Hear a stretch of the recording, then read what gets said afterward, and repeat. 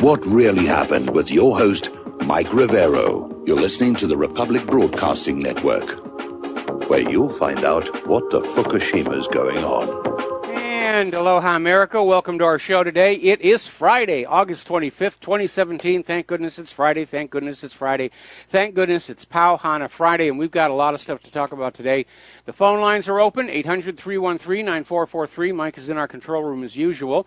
And, of course, today being Friday, the lovely Lady Claire will be joining us in hour number 3 with her unique perspective on the world.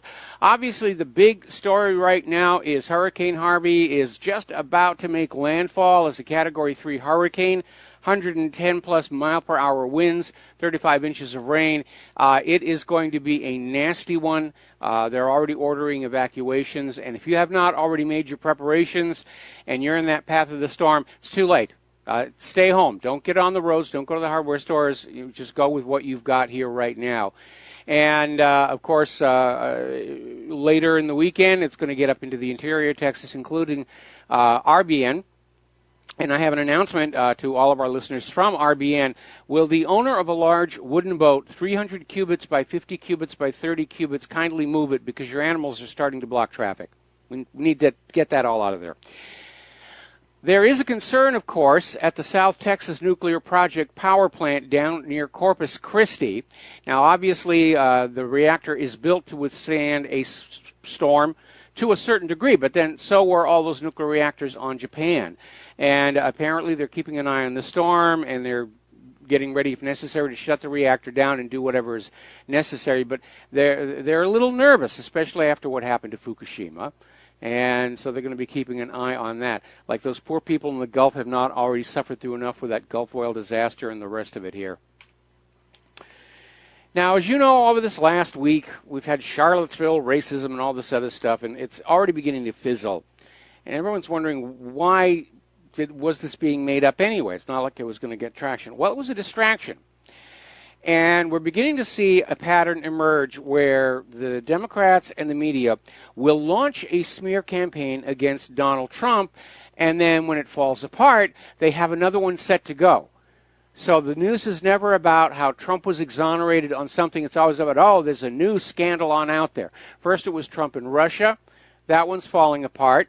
Now that dossier, which we all knew was fake, even the corporate media is admitting it's fake. Well, let's go on to Charlottesville and prove that Donald Trump is a racist. And so they're trying to crank up that whole situation to just keep on the attack there. Now, believe it or not, there's a story over here in beforeitsnews.com where apparently down in Texas, there's actually somebody trying to make the argument that it's time to bulldoze the Alamo because it's a reminder of that time when those racist Americans didn't like the Mexicans. Actually, the Alamo is an icon of when the Mexican army defeated the American army. They won the battle, but obviously not the war.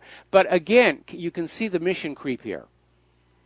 We must destroy this monument memorial has gone way beyond the original idea that we want to get rid of the reminders of slavery. And now they're just attacking all history. The Alamo, the Confederacy, the Union, Lincoln, Washington, Jefferson. And by the way, there's a lot of hoax nonsense stories out there trying to trip us all up. The latest one being that apparently some Confederate soldiers were being exhumed from a cemetery. And it's a hoax story. So you've got to be very, very careful about these things here. But, I mean, it has reached a ridiculous point of view. And you look at the corporate media and the Democrats ever since Trump won the White House, and Trump's a Russian, Trump's a racist, now Trump's a retard. They're back to talking about using the 25th Amendment to get him out because he's incompetent. They seem to be going through the R words right now. And I guess next it'll be the S words. Trump is Satanistic. Trump is snoring. Trump is whatever. They're just going on down the list here. Now, as you know, we talked about earlier in the week, there is an attorney down in San Diego who is going to file a class action lawsuit on behalf of the American people against CNN for defaming us by saying we're white supremacists by default. that anybody who voted for Donald Trump is a white supremacist. And of course, CNN has no defense for labeling 63 million Americans white supremacists by default. They haven't even tried to retract or modify it. They're still out there pushing this idea. If you support President Donald Trump, you are a white supremacist. And it's a ridiculous assertion to make. A lot of people supported Donald Trump for economic reasons. I supported him primarily to keep Hillary out of the Oval Office, and secondarily because he was going to pull back from the war agenda, and that didn't happen. But it doesn't make me a white supremacist. And I hope that lawyer goes forward with that lawsuit, because CNN ought to be sued for being that reckless. And CNN is, in fact, in difficult trouble. Their ratings have plummeted a minus 48% from this time last year. They're now in 15th place. They used to be number 1. Now they're in 15th place. They're behind reruns of old TV shows. We're going to do a shout out now to our on-air affiliates who are just now rejoining our network. And the corporate media is still out there. They're getting more and more hysterical. And, of course, that's actually a good thing, because more and more people are just saying, what is it with the TV network news that we're not getting any news? We're getting all this nonsense, this whining and crying stuff going on out there. Russia Today has an interesting article out there basically talking about how dissent in American media is being made illegitimate. And they're talking about those few remaining voices in the corporate media that are trying to toe a cautious line and say, it's not as bad as you think. They're not going along with the bash Russia. And what Russia Today is suggesting is if dissent is declared illegitimate, you could see riots in this country. And yes, you could. And now you have Nancy Pelosi is out there saying there have to be limits on First Amendment. You can't just get out there and say anything you want. Well, yeah, that's what the First Amendment is about. Free speech is an absolute. It either is or it is not. If there are constraints on speech, it's not freedom of speech, it's permitted speech. Now, getting on back to the scandal with the Aiea brothers, as they dig into the investigations on that, apparently the Aiea lived a good life in Washington, D.C. They had bundles of cash. They were spending like $4,000 per night in Washington, D.C., hitting all the clubs, hitting all the various entertainments and so forth and so on. So a lot of cash floating on out there. Now, as you know, we reported yesterday, federal prosecutors are starting to look into the issue of espionage by Imran Awan, and there may be a deal to be made there. So I hope they have him in protective custody. Meanwhile, Maxine Waters finally stepped over the line. The House Ethics Committee on Monday has charged Representative Maxine Waters of helping a bank in which her husband owns stock to secure federal bailout funds. And this basically comes to 3 counts of violating House rules and the Federal Ethics Code in connection with her effort to arrange a 2008 meeting between Treasury officials and representatives of the One United Bank. Maxine. All right, so let's get into the war zones. And it does look like Trump is trying to ramp things up here. They just hit, well, basically, let's get back to this issue of the legality here. Article that came out of FFF.org. When you come right on down to it, Donald Trump does not have a legal right to go into Afghanistan. Just the same argument was made about North Korea the other day. It's illegal. There's no justification. And in both the case of North Korea and Afghanistan, there's so many wars I can't keep track of them. Congress has not issued the required constitutional declaration of war. And that makes so many of these wars launched by presidents unconstitutional and illegal. But they keep on going. Another article coming on out, this one from Sputnik News, warning us that the amount of U.S. involvement in Afghanistan may be much greater than we're being told. And that was certainly true in Vietnam. That was certainly true in Vietnam.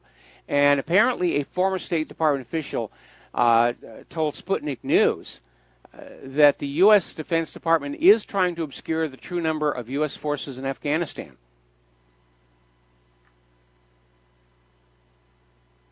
Now then, boy, there's a lot of military stuff out there turning and burning here.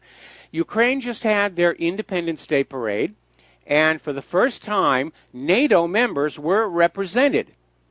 They had NATO units in the Ukraine parade, and the parade was watched by defense ministers who came to the Ukrainian capital from all over the world, including James Mattis, the head of the Pentagon. So they're really cranking up there. Now, all is not going well for U.S. hegemonic domination. As you know, not too long ago, everybody decided they were going to whoop on Qatar. Tiny little Qatar, we're going to go on in there, and they've got natural gas, and they're tiny, and we can all whip on them. But apparently Qatar has now restored full diplomatic relations with Iran, and that's going to change that dynamic in that area. More and more countries pivoting away from the United States. Now, Jared Kushner is over in the occupied West Bank city of Ramallah.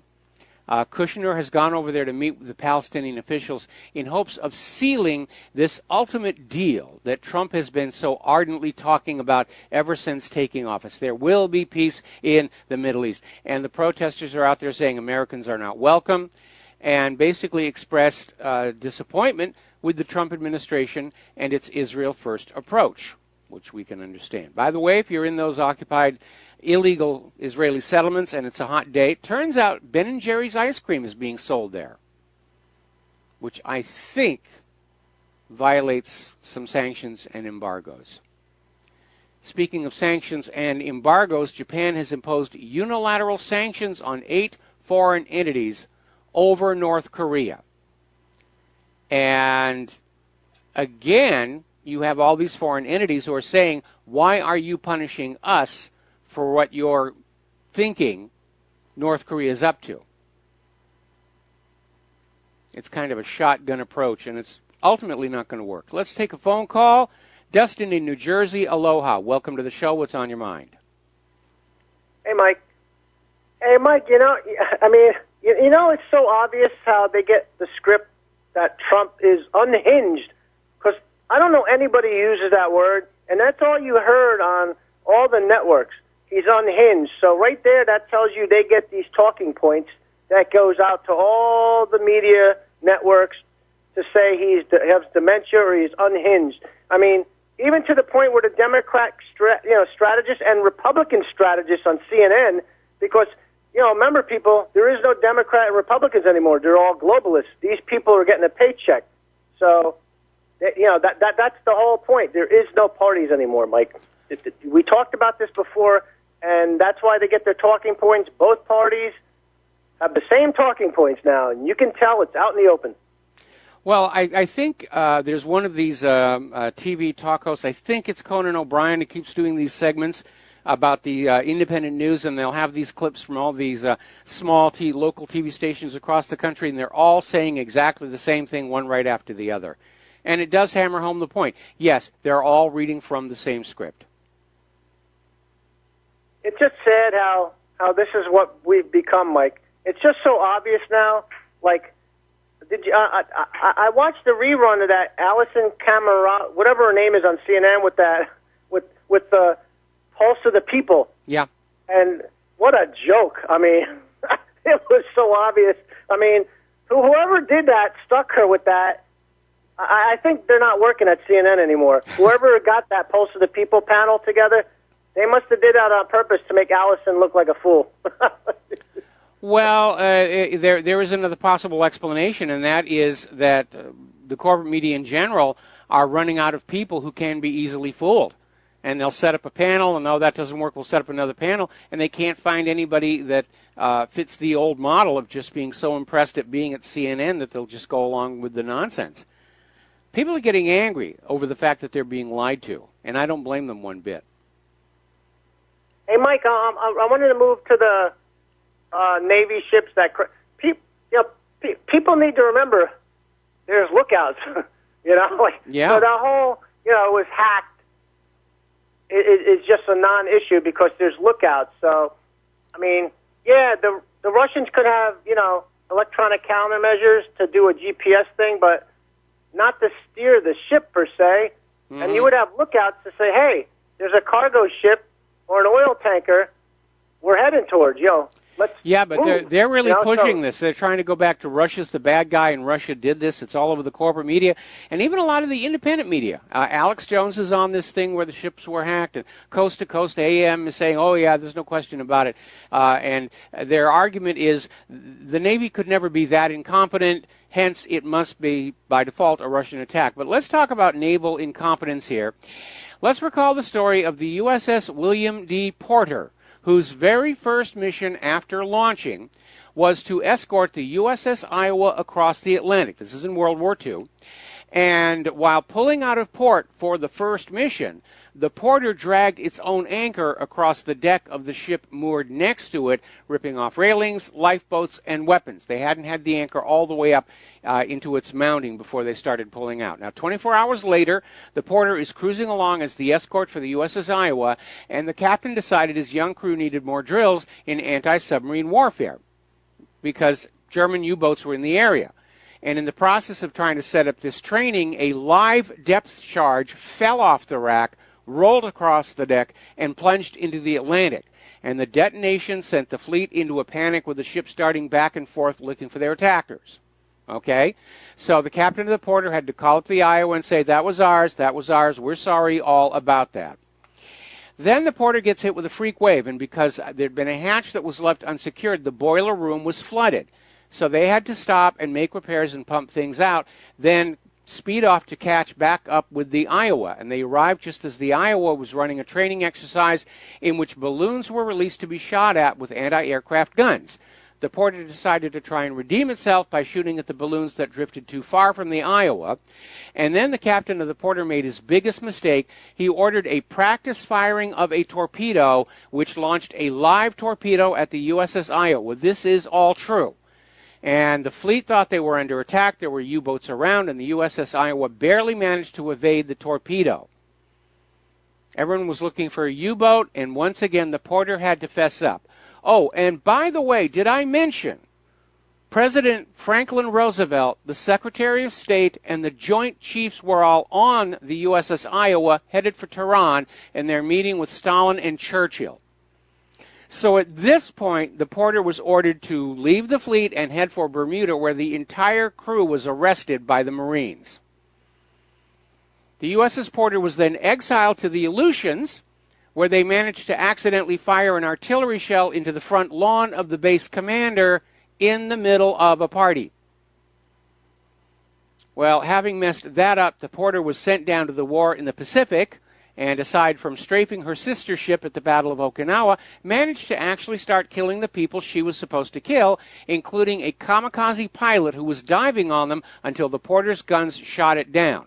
In the ensuing cheering and celebration, nobody on the Porter noticed that the Porter was sailing right across where the kamikaze plane had sunk, and the resulting explosion sank the USS Porter. This is all true. You can look it up for yourself.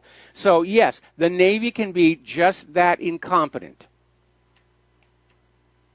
Hey, Mike? Yeah. I wanted to just switch gears one more time to China, how they have the world's fastest train that does 248 miles an hour, and that just proves that that's the new empire. They're the #1 economy in the world, and they use, we talked about this, they use more concrete in 3 years than we used in 100. So everything is shifted to Asia. Most of the world's population's over there. China's got as much as the middle class is as big as our entire country's population. And we got homeless people living in tents in L.A. now, like on the side of the highways. I mean, we're in decline. You got stabilization going on here. We are in decline. I'll tell you what, stay on the line. I'm going to bring you back for some follow-up on exactly why that decline is happening. We'll be right back. And aloha, America. Welcome back to the show. We're talking with Dustin, and the reason Asia, China are happening places is they have been taking the money they're making from manufacturing and they're putting it into infrastructure. Now, when you invest in infrastructure, you're going to get a return over the years. nice roads to deliver cargo on, factories to build things, agricultural areas to grow food in, and you get an immediate return. If you are a militarist country and you are spending the wealth of the nation building up huge stockpiles of weapons, and you don't actually have a war to fight, then all of that investment literally sits in the desert corroding down to nothing. You should go into Google Earth sometime and look at the Boneyard out in Arizona. It's just this gigantic swath of land on which all of these very expensive warplanes are corroding away. And they were built, they flew around, they looked tough. Very few of them saw actual combat, and then they're simply abandoned to rot away. And that is really the difference between the two countries. Russia and China spend far less on the military, and that means they have far more to spend on things like these high-speed trains. And by the way, that Chinese train, that speed that you quoted, is the maximum speed it's allowed to do because of the current rail system. It can actually go considerably faster. When you are running a railroad, the tracks come with ratings.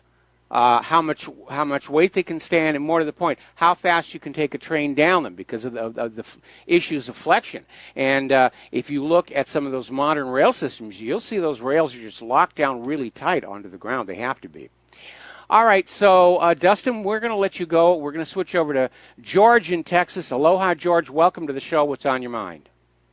How you doing, Mike? I got to say one thing. I'm in the path of Harvey. Okay, hunker down. Oh, yeah, I have. I got plenty of water, and the nice thing about it is, if you're smart enough, like I was, it's more like, I know, like, the shelves are wiped out, but I knew, being in the business, stocking shelves and stuff, I knew when the trucks were coming in, so I was able to get, top off whatever I needed. And I would just recommend, after the storm passes, do not give to the Bill and Hillary Clinton Foundation to say they're going to rebuild Texas.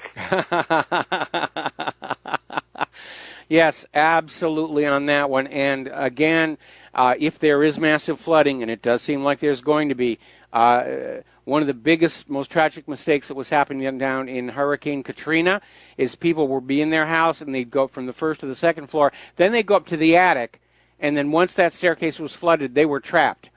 And eventually they would drown in that attic roof area. So unless your attic has some way of getting outside it, or you have an axe up there, don't make that mistake. So again, go ahead. Well, the thing is, what I'm talking about, some people don't see this as because President Trump, he's ahead of the, he's trying to get ahead of the storm, trying to get everything deployed in place, ready to go in when the storm clears. And the thing is, this can be one of his big things he's going to unite the country behind. Making sure, people come together and get the provisions ready, and get donations ready for people down in Texas who need it. Well, obviously we remember the disaster of Katrina. It took them like a week to get fresh water down there. And the National Guard went in, brandishing their weapons. And I remember the video of the National Guard commander saying, "Put those guns down. We're here to help these people." And this would be an opportunity for Trump to show that, he can take charge of a situation and get things done. I don't want to politicize it. Obviously, our concern are all these people who aren't in the path of this terrible storm. And I'm looking at the weather radar right now. As it's over Round Rock, Texas, and RBN's headquarters. And apparently, according to Mike in the control room, the parking lot is starting to actually flood. So we'll see. It's going to be a bad one, Well, one of my concerns is too. It's more like I can see the bureaucracy, the never Trumpers or the behind networks that Obama left behind. I can just see them trying to bungle up the relief efforts like they did in Katrina and try to blame it on Trump and make him look bad. Yeah, there are people who would actually do that. They would want to mess things up in order to make Trump look bad. And it's amazing how callous they are with other people's lives. Anyway, George, we're going to let you go here. We're going to take another break for commercials. We've got another caller waiting on the line, and we'll be right back. And aloha, America. Welcome back to the show here. And the corporate media, of course, is totally focused on the hurricane. And in this case, it's fully justified. This is going to be a nasty one. And I've been through 2 hurricanes myself, once through the eye, and so it gets very, very intense. And I'm looking at the weather radar over RBN, and it looks like it's going to let up a little bit, and then a major section of the storm is coming in a little while. All right, let's get back to the phones here. Mark in Oregon, aloha. Welcome to the show. What's on your mind? Aloha, Mike. Great to speak with you again. Thank you. Well, Mike, yes, sir. Thank you. Not my main reason for calling, but I wanted to mention about the Hurricane Harvey. Alex, he follows things closely, especially close to home, and yes, said from what he's read, this hurricane is carrying a lot of water, and at times it could actually rain several inches per minute. It's tremendous in size, and they're looking at 40 inches per hour in some areas. So, yeah, it's like something I don't think we've ever seen before because of its size and the water density. It will be one for the record books. There's no question about it. And all I can say to everybody who's listening, who's in the path of this storm, don't take any dumb chances. Err on the side of caution. This is the real deal. This isn't a TV show. This isn't cosplay. This is real Mother Nature coming on in, and you got to be prepared to deal with this stuff. Yeah, I think Mother Nature's being steered here, Mike. I don't know what you've researched and how you feel about weather warfare. But oh, you're not going to say that Putin is sending this storm into Texas, are you? Okay. That's a little bit. I'm only asking you, your opinion. So I won't go into it because there's a tremendous amount of evidence that it's a reality. But I have not seen any evidence that at all convincing. And if you understand the scale of the energy required to, first of all, create one of these storms, you would also understand the amount of energy it takes to in any way alter or steer it. The only exception to that I'm aware of is out here in Hawaii, where a hurricane will come across the southern part of the Big Island, and that huge thermal updraft from the volcano will tear the storm apart. But it doesn't direct it in a direction. It simply disrupts the cyclonic airflow.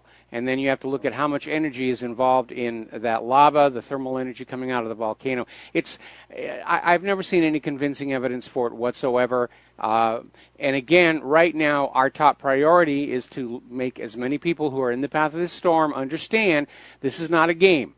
Have your water, your food, your batteries, and just be prepared to hunker on down because it is going to be a nasty one.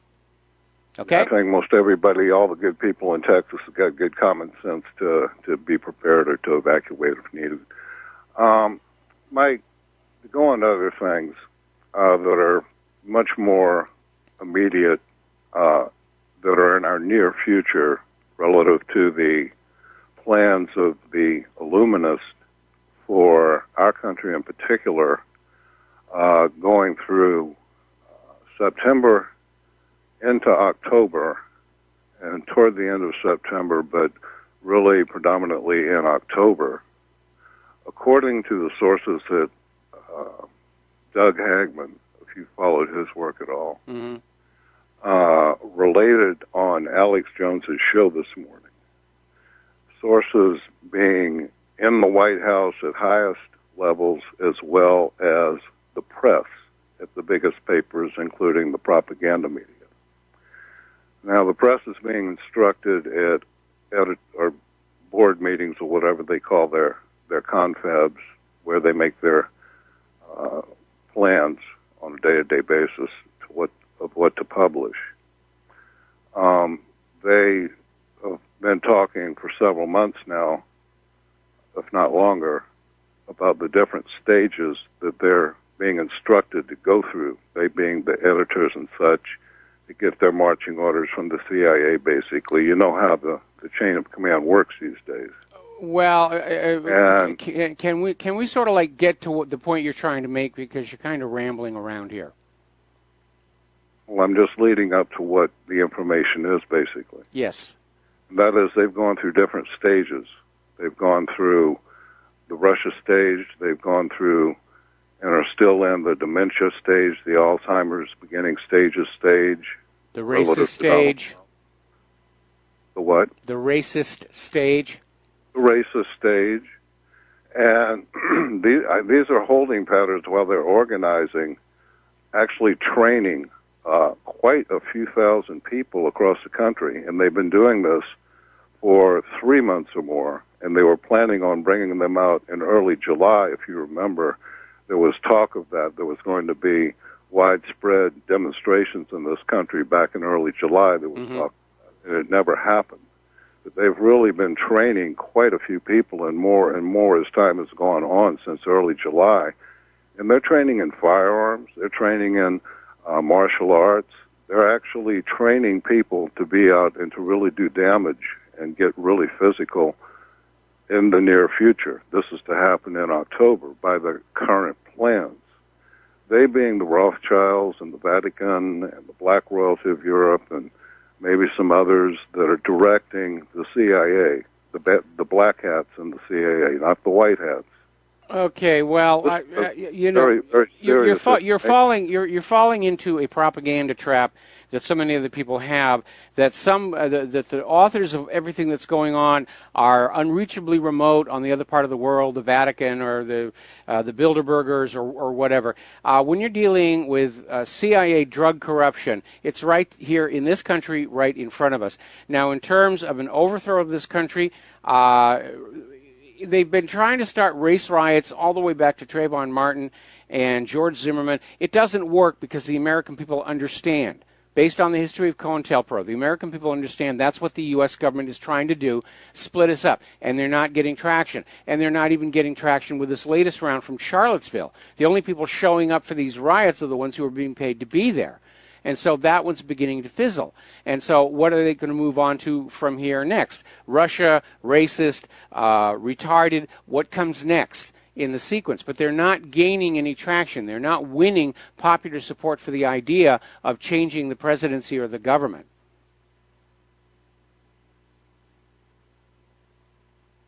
Okay? Coming up next, if they didn't get traction on that plan that they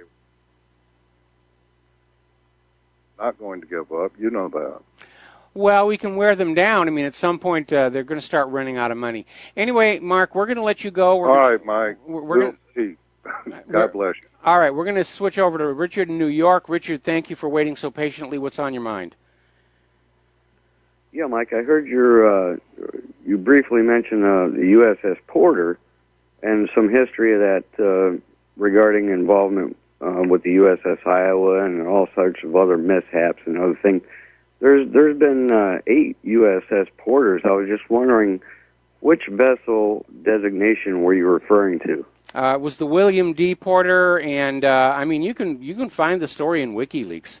It's all over the place. Do you have a vessel designation DD? Not at hand. I'd have to go back and hunt that down. Okay, I was just wondering what your links were for that, because I find that very interesting, and I just wondered, and I just figured I'd question you because I've never heard of this story before. Well, you can just Google U.S. Navy almost torpedoed President Roosevelt, and you'll get a bunch of links. In fact, we have it on the front page of whatreallyhappened.com in far more detail. I actually got twigged onto the story from a segment of Mysteries at the Museum, where they were showing the special bathtub that had to be installed in the USS Iowa for Franklin Roosevelt because he couldn't stand up to take a shower. Right. Okay, well, that's all I got, Mike. I was just going to ask you and see if you had that. I'll look it up. Yeah, there is an article with more detail on the front page of whatreallyhappened.com. But if you dig for it, it's easy to find. Obviously, it's not something that the Navy is particularly proud of. Okay, we're going to switch over to Keith in Montana. Aloha, Keith. Welcome to the show. What's on your mind? Well, actually, there's 2 things here. You remember when Obama went to Afghanistan and all the military had their basic weapons removed from them? Yeah, well, I think they took the bolts out. Yeah. Well, I thought it was kind of funny. I sent you that link last night there about how they were inspecting all the Ukrainian forces before that parade. So Poroshenko couldn't have any accidents. Well, you know, Poroshenko got a credible death threat just earlier in the week here. He has to know a lot of his people don't like him. He's an installed puppet ruler. Puppet rulers are generally not popular. You know what gets me about that, though, Mike? You know, when the feds built that fence over there using U.S. dollars, Congress had no problem with that. And, I'm a firm believer, though, that, as was heard basically on RBN yesterday, that, when people start demanding things and you've got an overt type of scenario to where, well, we're not going to give it to you, we're going to hold up on it, that wall, in fact, might be not to keep people out, but to keep them in with this globalist agenda. And the more you think of that, it's kind of like the police state. When you have the FBI doing all this domestic terrorism, or creating it, and then you get the NDAA and Patriot Act for people to start demanding more security, this might be some other agenda behind that. Well, my thought from the globalist point of view is it is not enough for Middle Eastern and African migrants to come into the United States of America. The indigenous Americans need to also start moving to other parts of the world. Otherwise, you're not going to be able to complete the homogenization of the human race. So certainly the globalists are not on board with the building of any walls. They want the borders completely wide open. Well, it's like that you have on your site right now, that link there about the Arizona wall being built. Yes. If you recall, in a flashback, an Israeli firm is building that wall. Yes. It's not going to American jobs. And that's what makes me mad, because of all the millions and millions of Americans that are unemployed, you'd think they'd have first bid at those jobs. Well, we'd like to see that, but again, Congress gets to spend the money, and Congress is beholden to Israel. And let's be honest, Israel has a lot of experience in building these walls. That's a hard way of saying it, isn't it? Yeah. All right. Hey, you and Claire have a wonderful weekend, okay? Thanks an awful lot. We're gonna try and get some rest. We're just totally on burnout. And we're going to switch over to Michelle in Quebec. Aloha. Welcome to the show. What is on your mind? Yes, good afternoon, Michael. Hello. Bonjour, Quebec. I was just wondering, I heard something, I don't recall if it was you or John Fadmiller on your game, and I quote, the way things are run right now in the United States, it's to wonder if we all did for the hour could depend. Okay, Michelle, I need two things from you. I need your mouth closer to the telephone microphone and slow down, because your phone call is breaking up and we're having a hard time understanding you. Okay, I'm on this. As far as getting closer, I can't get any closer. I'll see if I can slow down the pace. What I was wondering is that that argument was made of the fact that Mr. Trump doesn't seem to do a lot of the things he promised during campaigning. And I was wondering what's the amount of things that Barack Obama didn't do once president, as opposed to what he had promised during his campaigning, which gave me the idea of wondering maybe your coup d'etat happened during George W. Bush's presidency. And you're right in the smack of it right now. Well, most historians think the coup d'etat happened with the John F. Kennedy assassination. And the Bushes and the Clintons have been buddy-buddy ever since the 1980s cocaine and gun running operation by the CIA out of Arkansas. But in terms of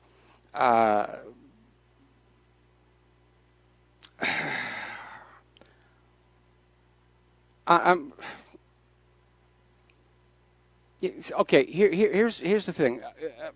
We're seeing this power elite, and they're all tied up with all this drug money. And they have grabbed themselves a country. We're being run effectively by drug lords, organized crime, and they're acting like it. Oh, goody, we've got the guns. We can go into Afghanistan. We can go into Syria and continue the war agenda. Did you have something else you wanted to ask? No, okay. I was just give my sympathy to all the people down in the south that's about to be hit by a hurricane. Yeah. The worst we get over here are snowstorms, and God knows we had a whopper in 1998. But we'll keep them all in our prayers. And hello to Clara. Okay, well, thank you very much for the phone call, and that was very, very hard to understand what was being said, and I'm trying to sort of guess and fill in the gaps here. Alrighty, so the phone lines are open right now. We can go back to news about the war zones here. And apparently Russia is now deploying nuclear-capable bombers near Korea. Now, an earlier report had said Russia was flying over North Korea, which didn't make a lot of sense. But that's what's, they're apparently just putting their bombers in the region to sort of reach parity with all these other nuclear-capable bombers being put in there by the United States. North Korea is not a done issue. It's still brinksmanship over it. And Russia, I think, is joining China in sending a message saying, if the U.S. tries to attack North Korea without a good reason, we will intervene. Which means the U.S. is thinking about a false flag, something they can blow up and say, oh my goodness, look what North Korea did here. Meanwhile, the U.S. is going to build a new gigantic radar system on the island of Palau. Actually, it's 500 islands and islets in Oceania. And they're going to allow the Pentagon to put up a radar system there to keep an eye on North Korean aggression. I don't know. It looks to me like the U.S. is the aggressor. Kind of all over the place there. Now, yesterday we were talking about how the U.S. government has gone to, I think it was Grumman and Lockheed, for a replacement for the Minuteman III silo-launched intercontinental ballistic missile. And apparently today, the Air Force has struck a very hush-hush deal with Lockheed for new cruise missiles capable of delivering nuclear weapons. We'll be right back. And aloha, America. Welcome back to our show here. And we're going to go back to the telephones here. Terry in Oregon. Aloha. Welcome to the show. What's on your mind? Some theory that, or somebody thought, or he had some kind of evidence to think that Trump is sending these troops to Afghanistan to get rid of those poppy fields since he's got a little riff with the CIA going and bring the country back from that drug situation you just talked about. I'm sorry, that's your theory? Not mine. I just want to get your comment on it because somebody expressed it on one of the programs I was listening to. Well, I would say nonsense. I mean, they could go in and eradicate the poppies from the air. They don't need troops on the ground to do that. They could hit those fields with Agent Orange. I mean, the Taliban eradicated opium production following the departure of the Soviet Union. So it can be done. The thing that is very irksome are all these photos showing U.S.-led coalition forces, including U.S. troops themselves, guarding and protecting those opium poppies and then handling the sacks of the raw opium. No, I don't think those troops are going into Afghanistan to eradicate the opium poppies. I think the U.S. government is desperate not to be seen to be losing any of these many conflicts they're involved with, because that will yank the rug out from the rest of the war agenda. And so they're going to pour money and other people's children into Afghanistan for however long it takes. And all the time they'll say, we haven't lost yet, we haven't lost yet, we haven't lost yet. Just like in Korea, 60 years, we haven't lost yet. Yeah, well, you haven't won either. So I think that's what that's all about. I've had a lot of disappointments with President Trump. I still do not think he would be comfortable with the idea that the CIA is one of the biggest drug cartels in the world. Right, that's why I thought maybe there might be something to that. I was hoping there was, but do you think he's given in to the deep state and given up? He's somehow controlled. I mean, President Trump has the authority to fire the director of the CIA at any time for whatever reason. John F. Kennedy fired Alan Dulles following the Bay of Pigs, which is why a lot of people were wondering why Alan Dulles wound up in that Warren Commission. Yeah, well, Alan Dulles got fired and he just moved to a different location than CIA, even though he wasn't getting a paycheck and still running the organization. And, of course, Kennedy paid dearly for it, you know, and Kennedy was also going to let Hoover retire from the FBI and that was another thing. And of course, he had some kind of thing with the Secret Service because they backed off in Dallas, and then he was going to. He's playing with these Treasury, this Treasury money instead of the Federal Reserve notes. Mm-hmm. And he wanted to put inspectors in Diamona in Israel to make sure that they didn't get a nuclear weapon because he didn't want an arms race started in the Middle East. Yeah, there were a lot of people who did not like John F. Kennedy. Exactly, and he paid the price. Yep. Okay, Mike, I appreciate your insight there. Thank you. All right, thanks an awful lot. We're going to let you go, and there's the music for our top of the hour station break. We'll be right back. And aloha, America. Welcome to our show again, hour number 2. The phone lines are open, 800-313-9443, and we're going to go to Paul in Montana. Aloha. Welcome to the show. What's on your mind? Mr. Rivero, a moment or two ago, you mentioned radar being put up in Palau. Yes. And my question is all of those expensive military satellites that NASA put up in the air, what are they doing, and why is the need for radar? And I'll listen to your answer on the air.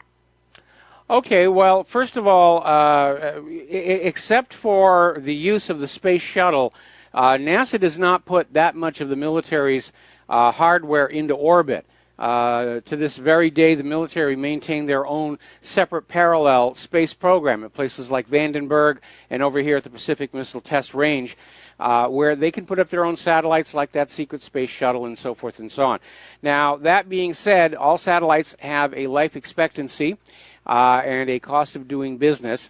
And again, this new radar in Palau, the first I heard about it was, well, gee, what are they going to do with that giant floating radar platform that used to be here in Pearl Harbor, which is supposedly over there right now?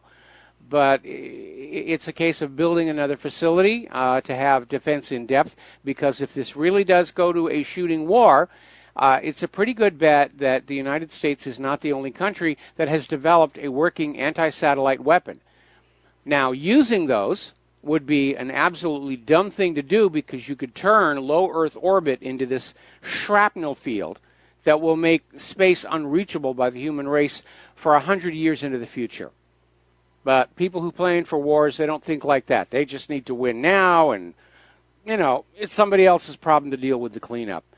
I remember in the early days of the space program when the U.S. was experimenting with passive communication satellites, and one of them was called Echo, and it was this gigantic balloon, illuminized, and it was just absolutely brilliant in the sky.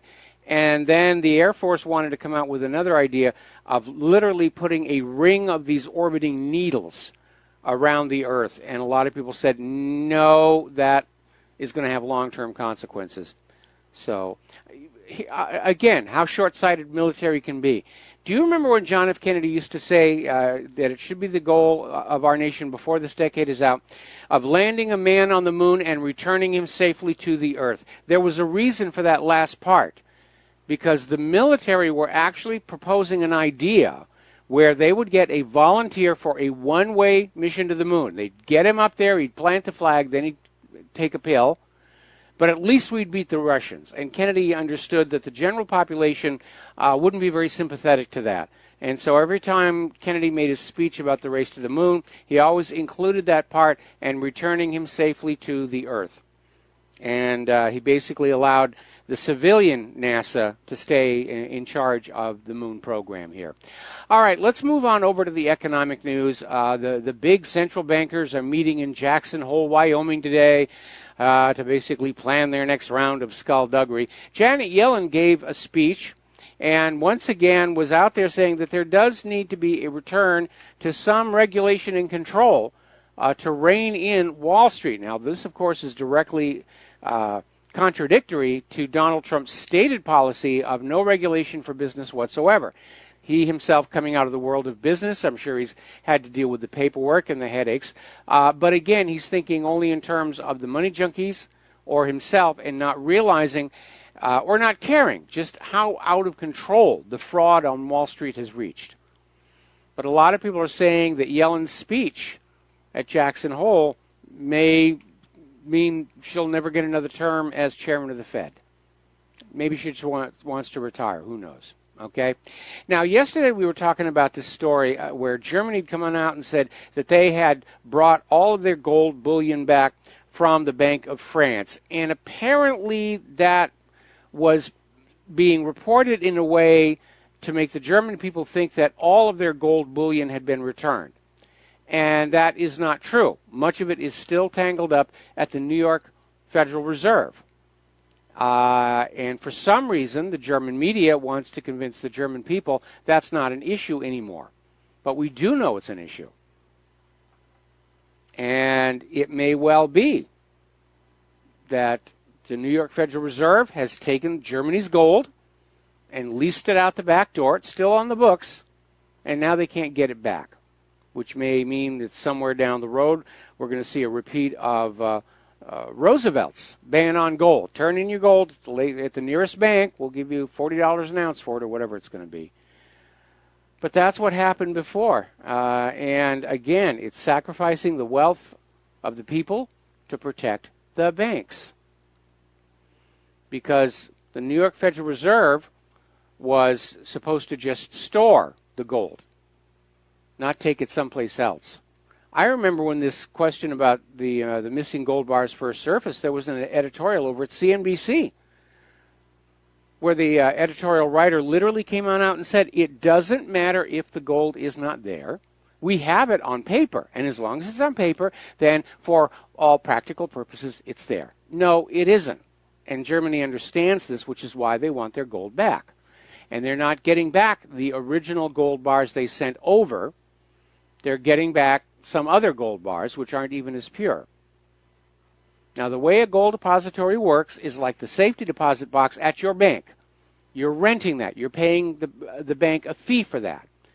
And you open up the box and you can put things in there. Backup disks for your important data, inherited jewelry, a moon pie, who knows, who cares?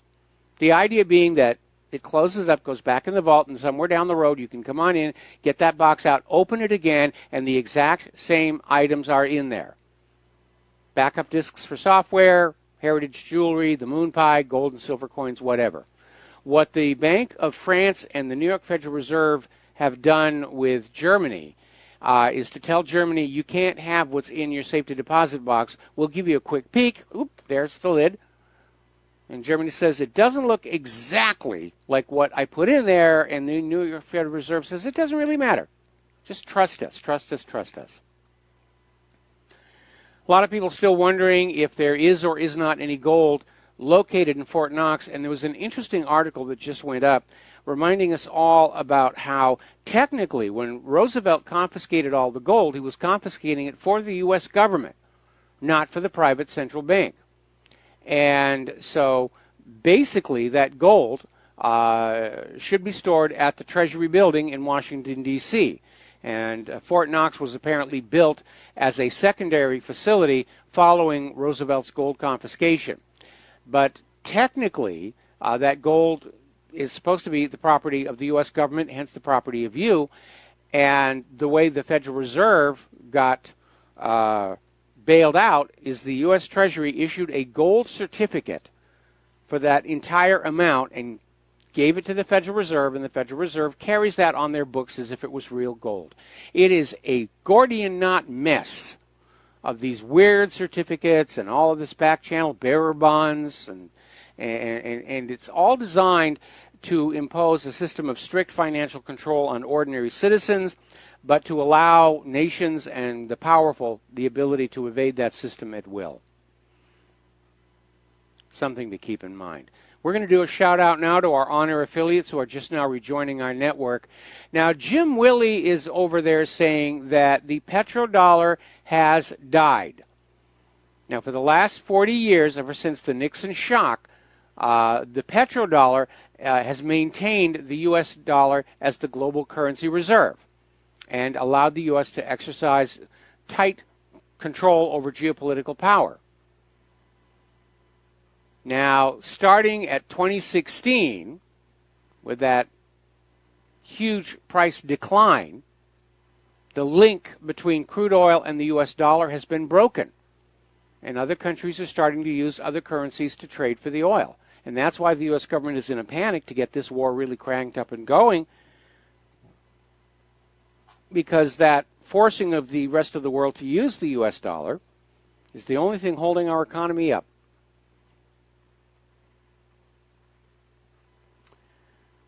Now then, as oil prices continue to drop, the U.S. shale oil industry is in serious trouble. They can't finance their debt, and the continuing decline in oil prices is pushing the shale oil industry closer toward bankruptcy. The other factor being that they've never been able to deliver the volume of product they originally said they would. It's just not down there. They can't get it out. Now, over at Sears, they're going into what's called the death spiral, and apparently vendors are halting shipments of products to Sears over the cost of default insurance. Now, let me show you how this works. In the good old days, before we were all forced to use debt to do everything in our life, you would have somebody who had a store, and he would have products in the store, and he would sell the products, take that money in, take his profit, and use the rest of it to buy more products for the store. Cash and carry. That's the way it's working. These days, all merchandise into the store is provided on a line of credit.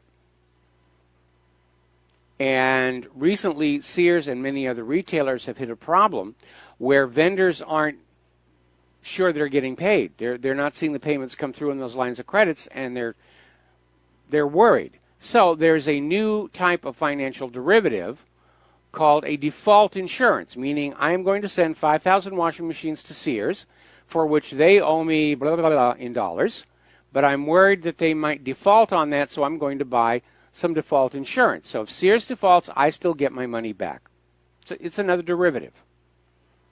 Unfortunately, as Sears itself edges closer to bankruptcy, the premiums on the derivative default insurance are going up. And so because of that, a lot of vendors are just saying, we can't afford to send you product anymore. Now, this being the end of August, we're already hearing all the talk about we got to crank up that holiday shopping season. We're getting into the autumn. We're almost into September. It's time to start pushing Halloween and Thanksgiving, especially Christmas, Christmas, Christmas. It is amazing how much faith, hope, confidence retailers put on that holiday shopping season. But we don't have any money. And we're not going to be shamed into maxing out our credit cards by TV commercials that imply that if we don't max out our Christmas cards, we somehow don't have that Christmas spirit. It's all a marketing ploy. You want to know what Christmas is really like? You need to experience it in another country. Another article here talking about the percentage of Americans who right now, this is over at Blacklisted News, are literally living paycheck to paycheck. And apparently it's 3/4 of American households are literally living paycheck to paycheck just to make ends meet. So obviously, if you're in those 3/4 houses, you are not going to be going down to the restaurants. You are not going to be going to Sears to buy stuff. The consumer economy is locking up because of a very simple reality. The money junkies have gamed the system so the money flows up to them and none of it comes back down. And unless you have a recycling mechanism where the wealth that is parked at the top of the pyramid is brought back down to allow working and middle-class people to trade their labors and skills for decent wages and salaries in order to pump that money back in to the economy, then the economy is headed for collapse. And that's where we're going right now. It will be another terrible Christmas for the retailers. I mean, they've already got the ornaments up at the Hallmark. And as long as I'm going off on this rant, I have to tell you, I grew up big on Christmas. I grew up in a place where you'd go out and you'd literally cut your own Christmas tree. Didn't have a lot, you know, everybody had huge amounts of land with plenty of trees. And we'd make our own ornaments, And they were always supposed to be about what Christmas is about or what our family's about. And it's kind of weird to go into the Hallmark store and see these ornaments that are figures from movies that have got nothing to do with Christmas, or famous vintage cars or things like that. And I can imagine for certain individuals they might be interested in that. We have a rule on our tree. Everything on it tells a story from our lives. And that includes this ornament that I recovered from the Northridge Meadows apartment after that huge, huge quake that was there. But it seems like there's less and less real Christmas in the Christmas decorations. And maybe that's part of erasing our identity as well. Now, I want to bring up a topic that I've been thinking about a very great deal. And it actually relates to this idea of erasing our history, erasing our culture. It ties into the decline of our economy, the decline of our infrastructure.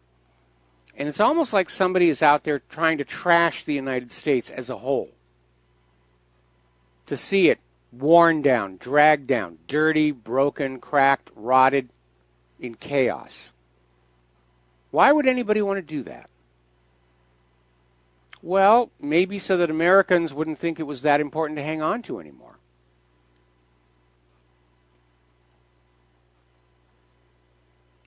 It's like some kid's got a car, and for whatever reason his parents have told him he's got to sell the car.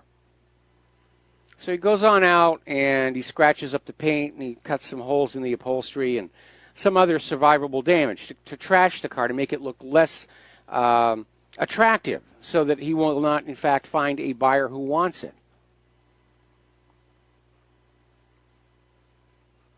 Or on the opposite side of it, somebody's very fond of this old shirt, don't want to let it go, and so their significant other makes a point of having an accident in the laundry. Whoopsie! Well, time to throw it away now. When you look at the sum total of all that is going on in this country today, with the refugees pouring on in, the attack on our history, they're trying to get us confused about what bathroom we're supposed to be using. It almost seems like somebody is deliberately trashing and destroying the United States of America so that the American people just won't be all that eager to hang on to it when somebody tries to throw it away. I think that's worth thinking about over the weekend. I think there's an idea in there that needs to be explored. Okay, getting on back to speaking of refugees, apparently armed Libyan militia are halting refugee boat departures to Europe. Tripoli has reportedly been halting refugee boats from setting out across the Mediterranean, leading to a rapid drop in the risky sea voyage over the past month. And this revelation sheds a new light into the sudden decline in the number of asylum seekers arriving in Italy. And apparently it fell by more than 50% in July compared to the same period last year. So that is starting to slow down. Now, over in Venice, Italy, the mayor has come on out and said that anyone who shouts Allahu Akbar in his city will be shot. The police are told anybody gets out there, Aloha, snack bar, whatever it is, boom, they're gone. A little extreme, but I can understand their frustrations that they're dealing with. Italy's a very beautiful place. And it is starting to suffer under this huge onslaught of refugees that are coming on in. Meanwhile, over in Santa Rosa, the police department released an illegal alien from custody, who then 2 weeks later murdered his girlfriend. It's another reason this open borders agenda isn't really doing all that well. Now, over in France, this is getting kind of weird. We're starting to see the European Union start to talk and act and behave a lot like old Europe. The French President Macron is ordering the European Union to support his reforms or crumble. So now we're talking about a Frexit. Meanwhile, according to an article that came out of the Express in Great Britain, Macron wants to replicate Merkel and rule the European Union. Remember, we've been hearing Angela Merkel say that Germany should really be ruling the EU because they're stronger. And now, of course, we have this idea where Macron wants the same. So we've got France and Britain are already making stink face at each other. We'll be right back. And aloha, America. Welcome back to the show. We're going to go back to the telephones. Tony in Puerto Rico, aloha. Welcome to the show. What's on your mind? Yeah, hello, Mike. Yeah, I have a quick comment. Yesterday, a man called, and he was blaming JFK for the PT-109 incident in the Pacific. I kind of agree with him a little bit, because didn't those PT-109 boats have sonar or some type of radar? No.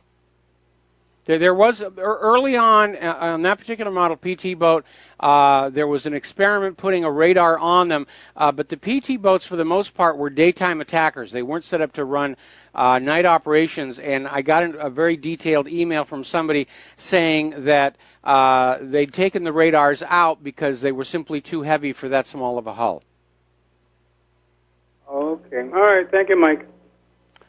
Okay, and let's see. All righty, thank you very much. We're going to let you go. Getting on back here. PC insanity. Here's a good one. There was a newsletter posted on the University of Colorado, Colorado Springs campus, and basically it is saying that military veterans should be banned from all four-year universities. And the rationale is because veterans are part of the military culture that is favored by the white supremacist groups. So now we've gone from banning symbols of the Confederacy to attacking everybody who supported Donald Trump as a white supremacist, and then saying we should not allow military veterans to go to college because they're somehow encouraging or enabling the white supremacist groups. That's how convoluted it's getting. Now, one of the things that people who enlist in the military look forward to if they come home with all their bodily parts is the VA benefits, one of which is assistance with your education. And that's a sweet part of the deal. We have a family member who enlisted in one of the armed forces, and they paid for this family member's medical education. So it's a great deal. And so now you have these snowflakes out there who are saying that military veterans should be banned from four-year colleges because they're too close to that white supremacist, military, disciplined culture. I think it's a little bit out there here. And I think people are finally realizing college isn't what it was when we were younger. And apparently enrollment in college all across the country is dropping, all across the board. Young Americans are not buying the college lie. They are seeing the current generation of millennials who are trapped in very difficult to pay student loan debt, and they did not get a high-paying job with that degree, whatever it was that they got. And so they're saying, I'm not going to fall for that. I'm not going to fall for that one bit. Okay. Back to the phones. Glenn in Philadelphia, aloha. Welcome to the show. What's on your mind? Hello, Mike. Hi. I don't understand how it is that we're setting up radar installations in Oceania. Oceania has always been at war with Eurasia. Well, one of the reasons, looking at the map, you know, this idea that this radar is supposed to keep watch on North Korea isn't really passing the smell test.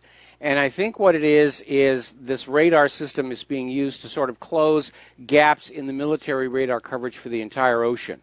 It's like when they were putting all these missiles into Europe and saying, well, they're there to defend against Iran, but they were obviously much closer to Russia. So I think that's the real purpose of that radar. There are limits to what space-based radar can do, and obviously a ground-based radar is a lot more secure and safe than those ocean platform radars. Yeah, more comprehensive coverage. Immer hoher, immer weiter, Mike, right? Also, you mentioned Christmas. You know, there's nothing quite like Christmas time in Paris. Yeah, the lights of the Eiffel Tower towering above the city, the sound of the call to prayer echoing from multiple minarets all throughout the city throughout the day. The sights and sounds of trucks crashing into busy shopping crowds. It's really something to behold. Yeah, it's not the Christmases that I remember. We have to let you go, Glenn. We'll be right back. And aloha, America. Welcome back to the show. Here we're going to go right back to the telephones. Peter in Los Angeles, aloha. Welcome to the show. What's on your mind? Mike, I just heard the PT 109 call. I remember I called in about that yesterday. There's a couple of things wrong with that. PT boats almost exclusively operated at night. The reason why was the Japanese did not have radar. They were 2 years behind us. In August of 43, we had radar even in airplanes. And by the way, a couple of the PT 109 squadron mates, which went out on that same mission, a couple of them did have radar. They were sets fitted. He did not have them, but they were fitted. So the Japanese did not have radar. He did not have radar. So the whole silhouette thing about destroyers being, of course, 20 times larger and much higher and all that, they couldn't operate, PT boats couldn't operate in the daylight because of aircraft, and if they ran into a destroyer in the daylight, they'd be outranged by 5-inch guns, by, everything else. So okay, that makes sense. But they were almost, even in the Mediterranean, Mike, they only operated at night. And what Kennedy was there doing in August of 43 in the Blanket Straits was the Japanese were running barges at night. They were doing it at night because they couldn't operate in the daytime themselves. I mean, against our air power. Yeah. So, and they were trying to interdict the barge and destroyer traffic that was supplying all the the northern Solomon Islands. And that was it. Okay, well, that makes sense. That makes a lot of sense. In any event, what came out of that argument was the original caller about PT-109 was that the only reason Kennedy was made a hero out of that was because of his family political connections, and that he was very culpable for the collision. But again, we're dealing with two completely different circumstances. In the case of Kennedy and PT-109, it was a war zone, and there aren't a lot of rules out there. And that stands in stark contrast with what you have with the USS Fitzgerald and the USS John S. McCain, which are operating in civilian commercial waters, supposedly following the international rules of right-of-way. Everybody's got their nav lights on, everybody wants to be seen, and still somehow these collisions happened. Okay, I guess we lost Peter. All righty, getting on back here. Now, the agenda to get us all gender fluid, if you will, is moving forward, and apparently transgender characters are now being placed in TV shows to indoctrinate the public to the normalcy of trans children. And basically Hollywood is going along with this liberal agenda, and I think it might just backflash on them, because people aren't going to watch a show that they find to be uncomfortable. You can't shame somebody into watching a program that goes against their inherent values. And I'm not here to say what's right or wrong, but it is very obvious this agenda is being forced on us. And again, I am still seeing this as an attempt to get us completely confused about who we really are, to make it easier to control us. But one of the things that struck me as really tragic is how Sesame Street has now added an autistic character to say this is the new normal. It's normal for so many kids to be autistic. Didn't used to be. Did not used to be. But the pharmaceutical companies come up with product. They sell the product causes harm, and media tries to make it look like that harm is just part of normal life. I don't think so. Now, interestingly enough, this is over at Zero Hedge. There's a new climate study that has thrown a big monkey wrench in the global warming debate. And it was basically a new survey of climate change and it located several areas of rapid warming that existed before industrialization and human activity. So again, we have this issue where the actual science doesn't bear out Al Gore's claims. Now, here's an article over in the Daily Mail saying it's now proven the sun has no influence on the current global temperature increase. And here's what's really interesting. The gist of the article is scientists have been studying fluctuations in the sun's activity over the last few decades, and surprise, surprise, the brightness of the sun has decreased, which we know. We're going into a new modern minimum. Then this article goes on to say, since we know the Earth is warming, then obviously this proves the sun has nothing to do with it. They're getting kind of desperate out there. Over at Dellingpole, they have an analysis of Al Gore's An Inconvenient Sequel. And while this is coming from meteorologist Roy Spencer, and he's written a book about the movie. And he celebrates the fact that this is less like a PowerPoint presentation like the first one, and more like a family trip down memory lane. But on checking all of the proffered facts, they're all untrue. Remember the first Al Gore mockumentary? There was actually a lawsuit in Great Britain. For Al Gore's film to be shown to any classroom, it must be preceded by a reading of a statement that says, these 11 points Al Gore makes are shown not to be true.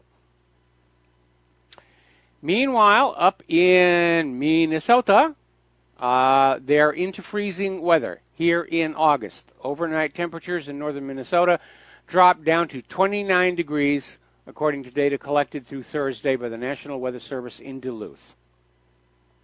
So here we are, August, and the freezing weather is already starting up north. Let's talk about computers and malware.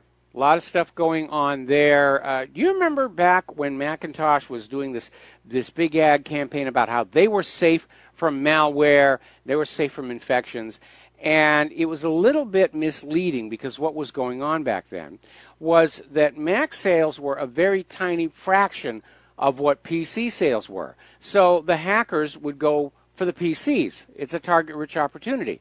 More opportunities to make money, to steal identities and so forth. But Macintosh, Apple, tried to imply there was something naturally robust about the Macs where they didn't get infected. And that was simply not true. And it is not true today. Apparently, Macintosh malware is the highest it's ever been after a 230% increase in attacks over the last 12 months. There are enough Macintoshes out there where it's making it worthwhile for the hackers and cyber criminals to go after those devices. Okay. I'm hearing a line. Okay, we have a caller on the line. Jeff in Minnesota. Aloha. Welcome to the show. What's on your mind? Well, talking about autism, I'm a cab driver, and in this day and age, there's no cash in the economy. The majority of our business now is medical and school transportation. Right now, a lot of the people that do school runs are getting their cars inspected by the state patrol and getting stickers. And you wouldn't believe it unless you did this job, not only how many halfway houses, shelters, women's things, but there are schools, elementary and junior high schools inside of hospitals and mental hospitals. And, so you get these cab rides to kids on charge accounts, and they don't go to normal schools anymore. And there's these autism centers, and there'd be like 30 medical vans dropping kids off in the morning. Like, something's gone wrong. Yes, it has. Profits above people. But,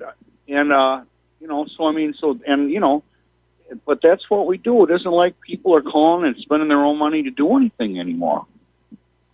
You might get a ride to the airport early in the morning, but by about 5 o'clock, most of the rides are, dialysis, counseling, people going for methadone.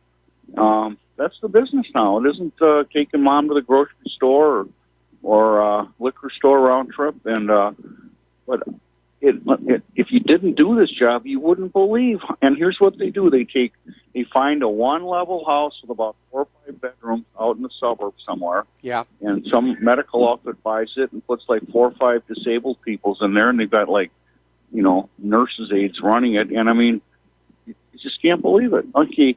Hey, I have a question. You remember back in the 1800s when they like hydraulic the fields in California for the gold? Oh, yeah. They had to stop. Where did they get the power to get the water to go up into the hills there? Mostly it was gravity fed. They would run pipes up to the lakes at the very top of the mountain chain, and the water would just roar on down those pipes and tunnels, and it would come out of these giant hoses called monitors, and they just blast open the hillside. And it was finally stopped because of just how much damage and destruction it was doing to everything around it. And if you go up into the San Gabriel Mountains today, especially down around East Fork, you can still see those scars up on the side of those canyon walls. In fact, there was one very famous blunder where a mining company had literally tunneled through a mountain to bring water from the other side at a lake, and somebody got off the plumb line because the tunnel actually sloped up rather than down, and so they couldn't get any water to come through it, and they went out of business. And that tunnel is still there, too. Wow. Okay, have a good weekend. See you. All right, thanks an awful lot. We're going to let you go. Yeah, I love the history of Southern California. I always used to go out wandering through the Mojave and everything. A lot of interesting things to see. I do like history because I have seen so much of it myself at my age. All right, getting on back to computers. The opening round of negotiations for NAFTA, which is being held in secrecy, is about to get underway. And digital rights groups are very concerned over the intellectual property right provisions of NAFTA, figuring it could be another Trans-Pacific partnership in terms of highly restrictive rules regarding intellectual property, and especially getting into the area of fair use. Now, originally, copyright, and for that matter, patent, was designed to allow the creator of a work or an invention to make a reasonable profit off of their creation, after which it would become part of the general wealth of the public domain.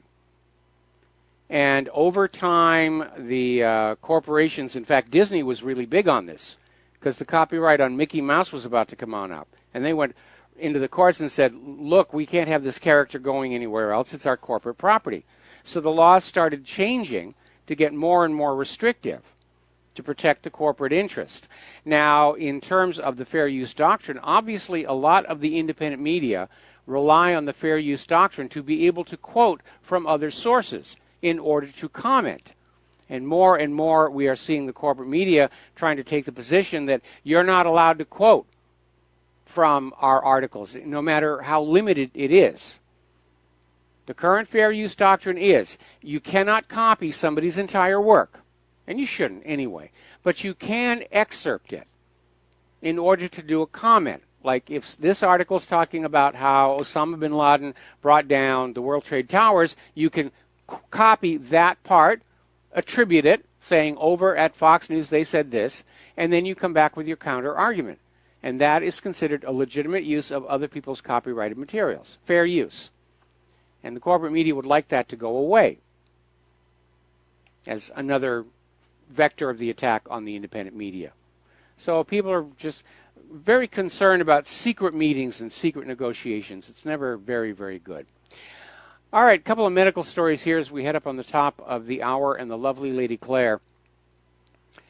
It's been announced recently that there's been a breakthrough for a much safer Zika vaccine. And the problem is, in making that announcement, they have vindicated the people who said that the original vaccine was toxic and dangerous. And that's how Big Pharma will operate. They put out a medication, people say, it's harmful, it's dangerous. Oh, don't be ridiculous, don't be ridiculous. And then just down the road, they'll come on back in and say, well, we have a new improved one that gets rid of those problems. So now you're admitting the problems? Well, yeah, because that older thing is off the market. And sometimes it can just be about money, and sometimes it can cause harm. Now, over in France, one of their most commonly prescribed drugs, levothyrox, which is a thyroid stimulant, is very, very popular. But recently the pharmaceutical company made a change in the formula where they got rid of basically a milk protein and replaced it with a couple of others. And all of a sudden, patients are complaining of all kinds of serious side effects. And the pharmaceutical company is now getting defensive. And again, we're off and running. The business model seems to be make a product, sell it, make a lot of money. If there are lawsuits, the cost of the lawsuits is cost of doing business. And you will make more money selling the product than you'll lose in the lawsuits, so it's a good way to go. Profits above people. And we're seeing it all over the place. We really, really are. Okay, getting on down here. Let's see. Apparently the Thomas Jefferson statue at the University of Virginia has been defaced. Oh, man, that's terrible. It really is an attack on our history. And again, let me make a point. We have all these people running around here screaming about the evils of slavery who have never really been a slave. And they want to judge all of our historical figures based on life as it is here and now today. And that's a little bit arrogant. We shouldn't be judging Thomas Jefferson and George Washington on their behavior until we understand the times they lived in and how back then it was considered socially acceptable. We don't have a right to judge people in other times based on how we live here and now. Just like we really don't have a right to judge people in other countries based on how we live here and now. That's the ultimate in arrogance, to go on out and say, we, the United States of America, have that right to chastise people who live differently under different circumstances, different laws, different times, different places, which is really what it comes down to. We'll be right back after these commercials. And aloha, America. Welcome back to the show. And I'm looking at this breaking story. Apparently, 2 police officers outside Buckingham Palace were attacked by a man with a knife. The man has been arrested. And all of a sudden, I'm noticing there seem to be a lot of these knife attacks. Now, we know the gun grabbers are after the guns. We also know that some places, such as Great Britain, already restrict the kind of knives you are allowed to carry and own. And it may seem like it's an absurd suggestion, but I'm almost wondering if we're starting to see the beginning of a propaganda campaign to demonize any kind of substantial knife. That all you need is a little plastic knife to eat your dinner with, and anything more than that, you must be a terrorist or a white supremacist or whatever they're going to call you.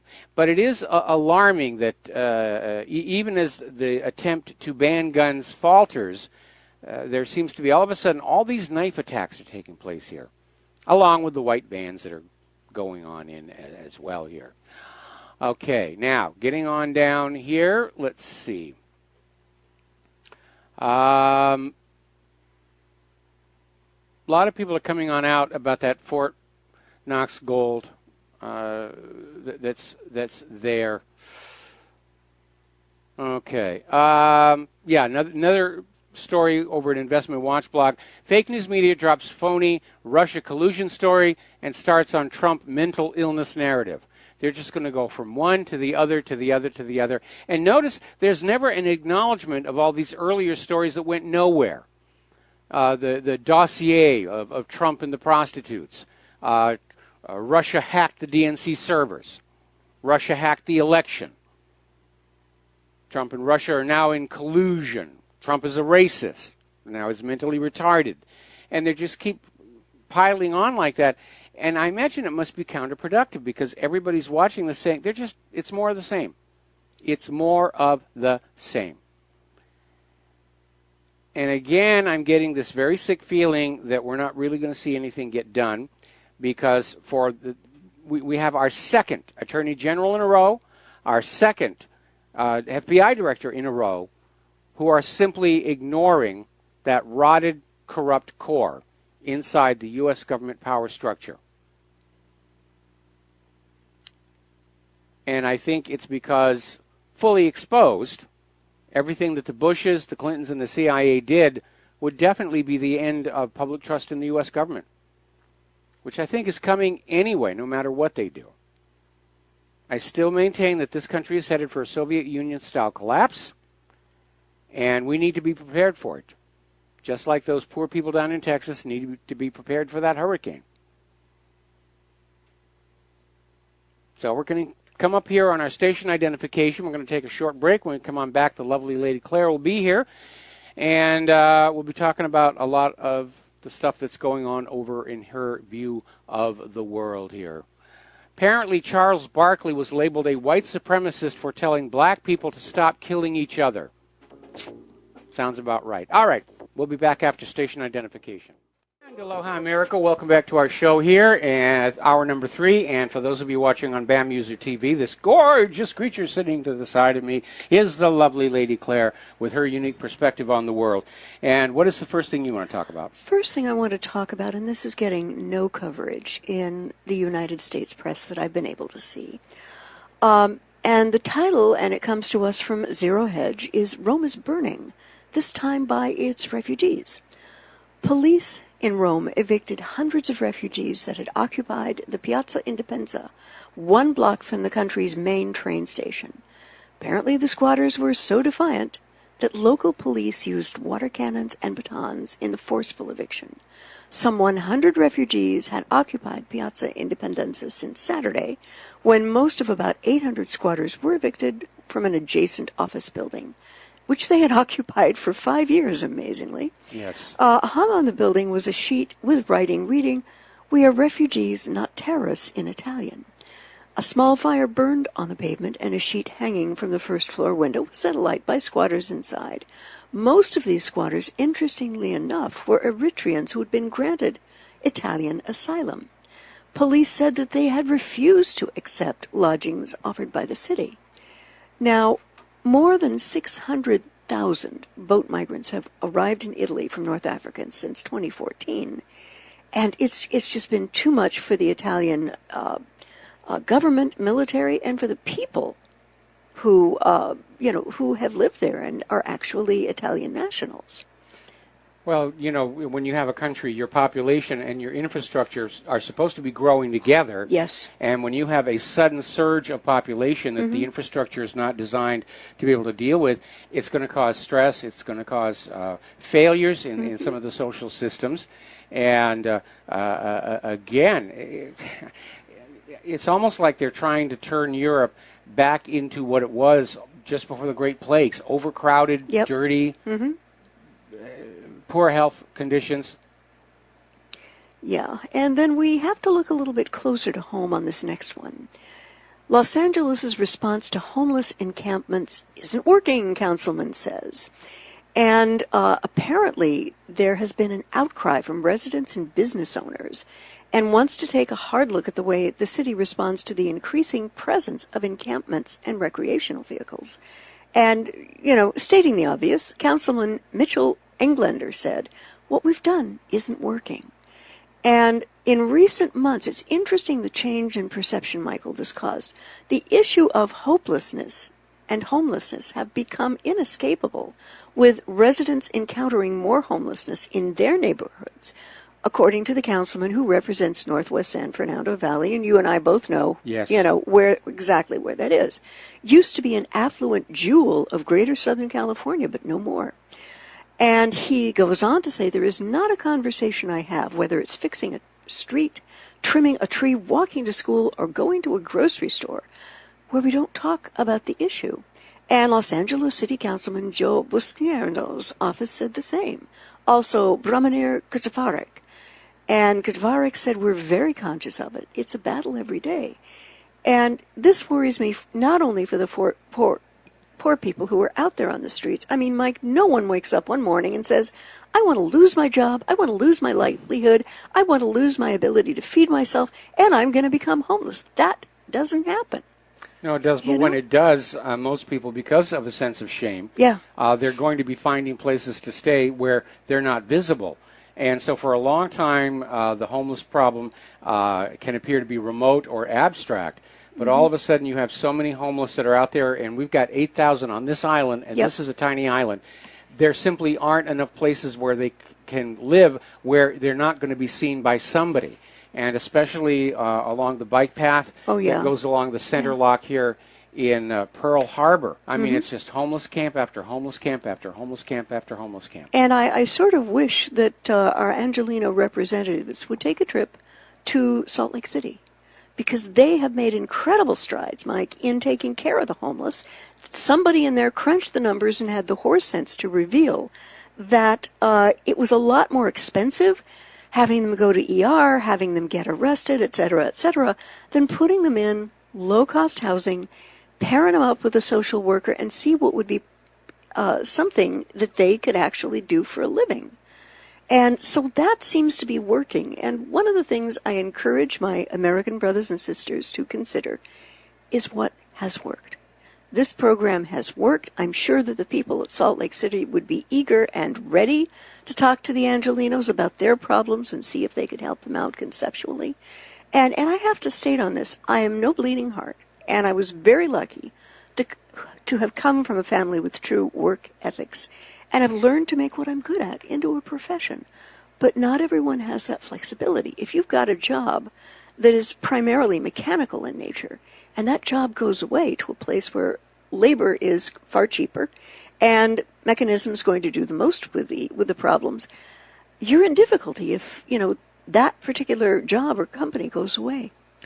Well, yes, we need to do a shout out to our on-air affiliates who are just now rejoining our network. And there's another aspect here, and this gets back to what I was saying the other day about Child Protective Services, where because of the way their funding operates, there's an incentive for them to find more children that need to be removed from their homes. That's also a mechanism that we see working with homeless services, where those people who are making money handling homeless programs, if the homeless problem goes away, their job goes away. And that's going to be a big reason why solutions like they implemented Salt Lake City is not going to be brought to here, because it's literally a homelessness industrial complex that is going to perpetuate itself. Yeah, and it's really tragic wherever and whenever it happens. And I looked at the next article and I said, are you absolutely kidding me? There's a newsletter from UCCS, veterans should be banned from 4-year universities. Now, the university explained that while this group is not affiliated with the college, they say it's a free speech issue and the group can post what they want. The article goes on to say veterans should be banned from UCCS and other 4-year colleges. It also generalizes veterans and say that they are unsympathetic to the LGBTQ community. The article says all veterans have right-wing ideologies.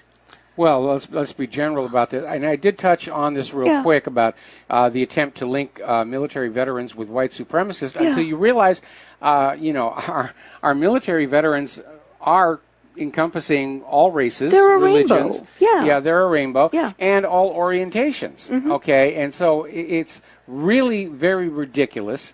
And again, where they're out there saying we have a free speech right to come on into your campus and post this thing. Actually, no, you don't.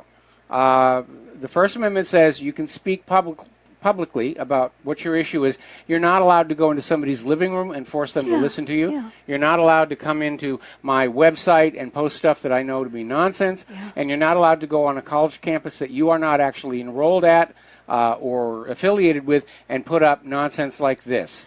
And again, with the right to say what you want to say comes the responsibility that you consider carefully what you're going to say before you open your mouth here. Because the First Amendment is not a right to look like an idiot. Yes. And I was looking at this, I almost did a double Picard facepalm upon reading this. This is one of the most ill-conceived, misconceived concepts in a long history of misconceived concepts. To deny an education to veterans because of some assessment created by magical thinking they are all right-wingers, so they don't have a right to education at that school? I mean, I have to ask, where is the logic here? Has anyone actually come up with a standards and means test to determine what former military think to make that determination? And please, aren't we all Americans, even if we think differently about political issues? And that, to me, Mike, coupled with the First Amendment restrictions and educational restrictions someone at the school or may have attended the school want to force on their community. It's so wrong.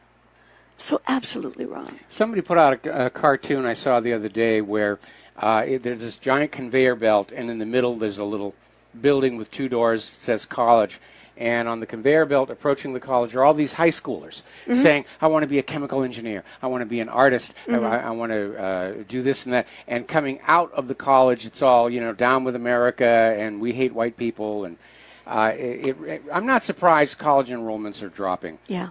Because you're not really getting an education. You're being indoctrinated to somebody's political agenda. And they want you to go into debt for the rest of your life for the privilege. Yeah.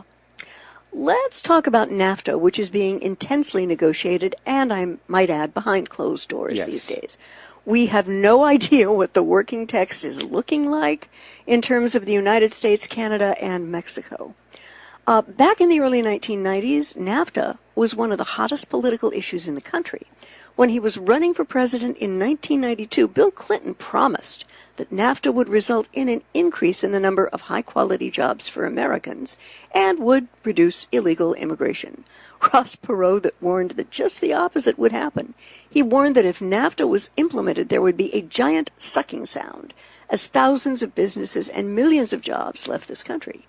Well, most Americans chose to believe Bill Clinton. 20 years later, and it turns out that Perot was right and Clinton was dead wrong. But it appears, Mike, that history is repeating itself, and most Americans don't even have a clue as to what is happening.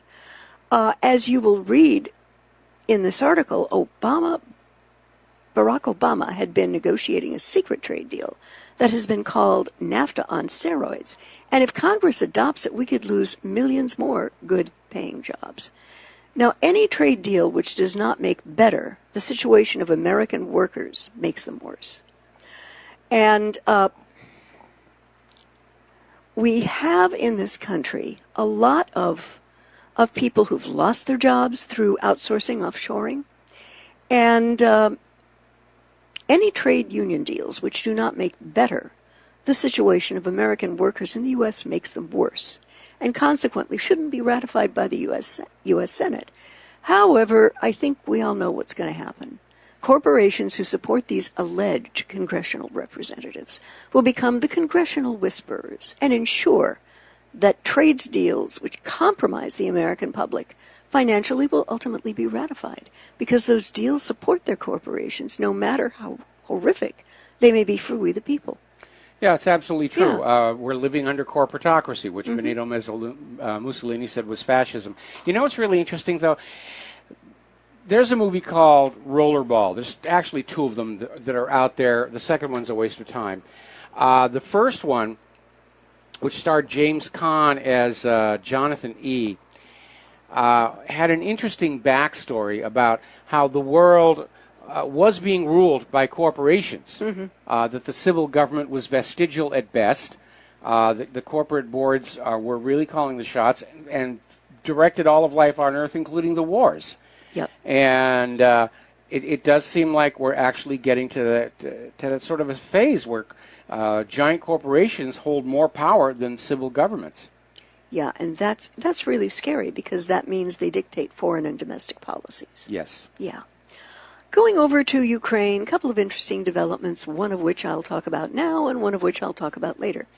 Apparently, the U.S. military biolabs in Ukraine are producing bioweapons and disease-causing agents. Ooh, swell. Yeah.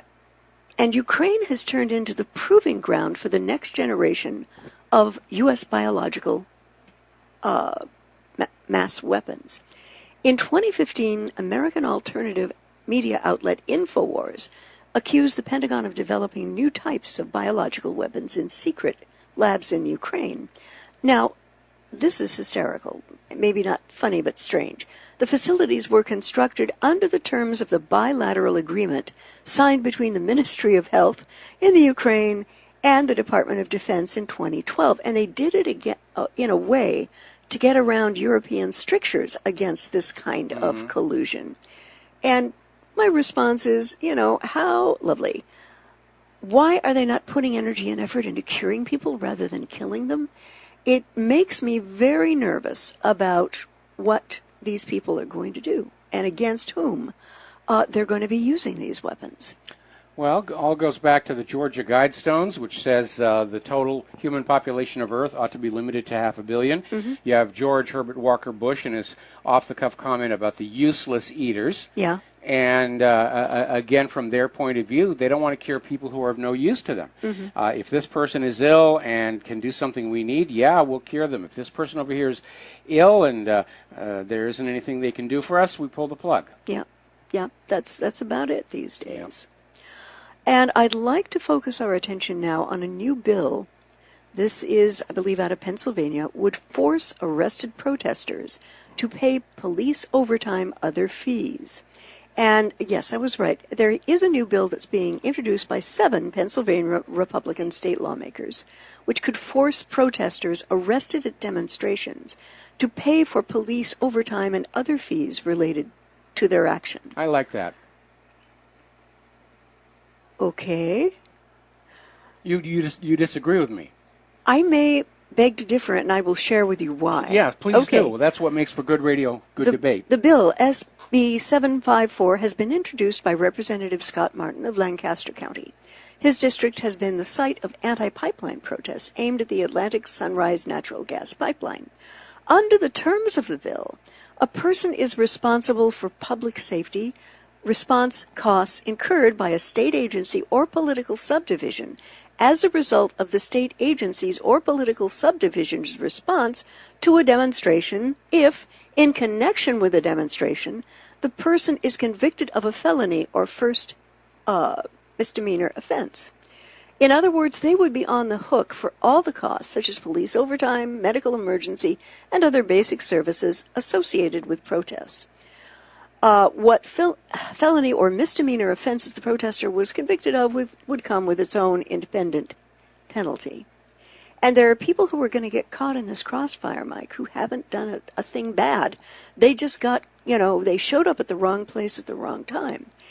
And what I think, if this bill is passed and other bills by other state legislatures, we're going to have an horrifically chilling effect on free speech, and we'll also have a very big chilling on peaceful protesters who just want to make their voices known, creating no violence whatsoever, which leads me to believe that this is probably the design intent of the author of this bill. Well, let me play devil's advocate here, because as you said, if they're demonstrating peacefully, then they can't be arrested. Yeah. Okay, we're talking about people, and yes, there's a potential for abuse in setting people up. I would love to see the bill basically impose these penalties in the event of a felony conviction, but not the misdemeanor. That'll give us a little bit of a buffer zone against abuse. But again, as I've said many, many times, the First Amendment gives you a right to peacefully assemble and petition the government for redress of grievances. The First Amendment does not protect you from running down the street with a shield and a club and screaming about, white supremacists and clubbing people and causing violence. I agree with you on that. Okay. I do agree. So as long as you are protesting peacefully and demonstrating peacefully, the First Amendment protections apply. If you start being violent, you're on your own. And so maybe with some modifications and safety in the light that, yes, it could be abused. But I'm not entirely sure that this is a totally bad thing. Okay. It very much reminds me of the brilliantly dystopian quote from Orwell's 1984. The past was erased, the erasure was forgotten, and the lie became the truth. To the point where in future history books, there was no First Amendment to the Constitution. There is no redress of any kinds of wrongs that may have been done. But if this kind of behavior is asserted at the state and federal levels, we may well reach a point in this country where the Constitution and Bill of Rights will be thoroughly eviscerated, no longer existing to protect the American people against a government which doesn't serve the people, but only serves the corporations. Well, you're absolutely right, and we're already Yeah. seeing this in Common Core, which is teaching the Bill of Rights to children. They've been rewritten to change the meaning of them, and we're seeing our rights being constantly chipped away, incrementally, leading toward this very dystopian future. Yeah. And what I'd like to say to all of our readers and listeners right now, folks, if you've got skills and kids, get the doggone heck out of this country. It is morphing into a dictatorship with all the techno bills and whistles to guarantee that you are thoroughly surveilled 24/7, and you won't understand the ramifications of that surveillance, I'm afraid, until it is too late. All right, we're going to take a break for commercials. We'll be right back. And aloha, America. Welcome back to our show here. And Lady Claire, take it away. Okay. This comes from antiwar.com. Big Brother wants warrantless access to your smartphone. Now, follow me with this. Imagine that you're a journalist meeting with a secret government source. Thanks to the information provided by this source, you break an astronomically important story of government fraud or abuse. After the story breaks, the government decides it wants to go back and look at your cell's historical geolocation, information, and metadating, tracking your every move and jeopardizing your source. Well, current Supreme Court precedent and a decision made by the U.S. Sixth Court of Appeals allows government to collect this kind of metadata without a warrant. Now, this is why... I just got an idea for a new business. What's that? We're going to have to move to Washington, D.C. for this. Okay. Okay, we have a bunch of young people, and the business is that somebody gives us some money and their cell phone, and we hire a kid to walk the cell phone all over the neighborhood for however many hours while they meet their source. Okay, Yes, that works. I That think works. That would work. That's why a group of 20 media organizations has filed an amicus brief with the Supreme Court, urging the justices to turn over the lower court's decision and require law enforcement to obtain a warrant before collecting archived cell phone location data and metadata. The brief is signed by media nonprofits such as Reporters Committee for Freedom of the Press and media publishers like First Look Media, publisher of The Intercept, which is something, by the way, I have a great deal of respect for. They have a track record of getting it right, getting the hard evidence, and presenting it intelligently. But I've got to tell you, Mike, I'm about ready to ditch my iPhone for a couple of strings and a tin can. Actually, it's a couple of tin cans and a string. Okay, I had it backwards. I just bought you that iPhone, and already you want to get rid No. Next, I'd like to go over... Are you in there eavesdropping on me? Stop it. We get a report from Ukraine that Sekdef Mathis is actively considering arming Ukraine. And apparently he was there today, and he played up the narrative that ongoing fighting in eastern Ukraine was wholly Russia's fault, vowing that the U.S. stands with Ukraine against the Russians, and confirming active considerations are ongoing in providing lethal military aid to them. Ukraine's President Poroshenko claimed 3,000 Russian troops are in Ukrainian territory, a claim which appears to be built around the assumption that Crimea, which seceded from Ukraine and joined the Russian Federation, is still technically Russian. No. Poroshenko, you need to get the message. Are you not a signatory to the UN? There is something that is absolutely enshrined in that charter, and it's peaceful self-determination, which apparently for him, when it comes to Crimea, not so much. Still, Mattis appeared to accept the number unquestioningly, accusing Russia of trying to redrop the map of Europe, oh that's rich, by military force, and vowing that the U.S. would stand against them. Though he stopped short of promising weapons to Ukraine, he gave the impression that they were probably coming. So, Sekdef Mathis, a word please. These alleged defensive weapons will most probably not be used in this context.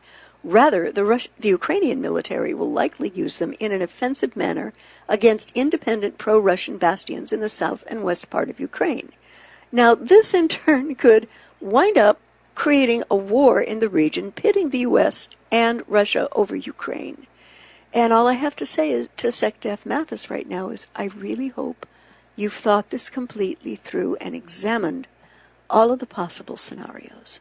Because, Mike, what I see here is a big, fat, hairy potential for just a nasty situation to ensue. That, unfortunately, is the U.S. agenda, a big, fat, nasty situation to return the world to Bretton Woods. We all know a world war is coming. It's just a question of when. And the big bang, everybody's just waiting for a starting time. And precisely when and where, what's going to be the trigger point? You've got all of this unrest in various countries. You've got the U.S. Somebody just had a good thing out on the golf course out back here. Yeah, they were very happy. Yes. Because right now, and I'm going to tell you honestly, and to all the military and alphabet soup agencies listening, we don't have the weaponry, we don't have the troop strength, we don't have the manufacturing, and we don't have the money, and we're not on the right side of history in this bit. And as you always say, Mike, Sun Tzu, the great philosopher and swordsman, said that in order to really win, you must be on the right side of history. We're not. No, we aren't. All right, we're going to take another break for commercials. We'll be back after these few words.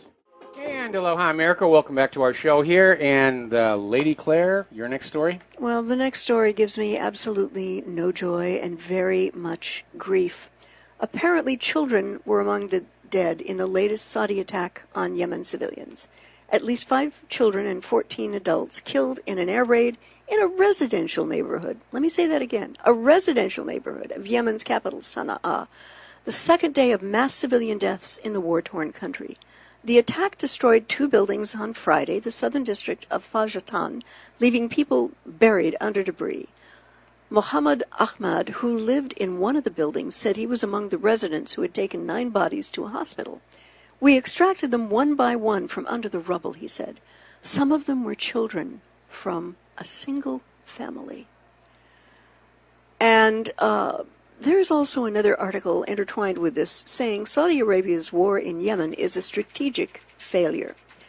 When the rocket hit, one of the buildings was immediately destroyed because the building next door collapsed too.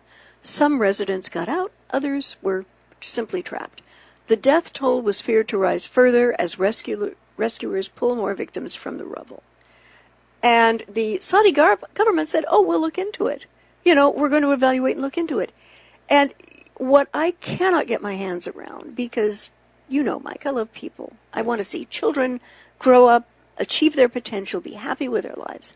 And I have to ask, how completely sanitized is that last statement by the Saudi government, as though the horrific carnage achieved by the strike never happened, as though children were not blown apart from their mother's arms, as though it didn't happen that medically fragile elderly were blown to smithereens. It's like it never happened.